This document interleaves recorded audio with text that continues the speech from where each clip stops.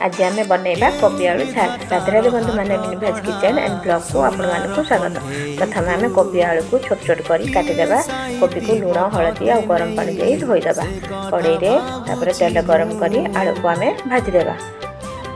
आलू भाजी आसिले आम फुलकोबीटा को छाणी से किसी कॉर्नफ्लोर दे आम गोलेदेबा। से तेल आम कोबी की भी छाणीदेबा। कोबी छाणी हो गले कड़े तेल दे आम से तेजपत्र गोटा गरम मसला देबा। गोटा जीरा देबा। पियाज दे भाजवा। पियाज भाजी आसिले छोट छोट काटी रखा टमाटो को देबा। आम गोटे बाटी रे गोटे चामच हल्दी पाउडर, गोटे चामच लंका पाउडर, गोटे चामच धनिया पाउडर, गोटे चामच जीरा पाउडर दे पानी दे गोली रखा। सेपटे टमाटा जरी आसिले आम अदा रसुण पेस्ट दे आम भल कि कषा। कषि आसिले आम एपटे जो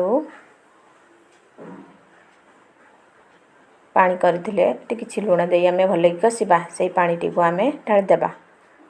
ताकू भल कि कषा। एपटे आलू आ कोबी की जो भाजी रखिथिबा आम ताकू भल कि मसला सहित कषा। टिके कषि हो आसिले आम से किछि गरम पानी दे फुटिबा पई छाड़ीदेबा। कस्तूरी मेथी गरम मसला दे आम सर्व करवा। मो वीडियोटी जदि भल लगी ताले प्लीज लाइक शेयर सब्सक्राइब करने भूलें।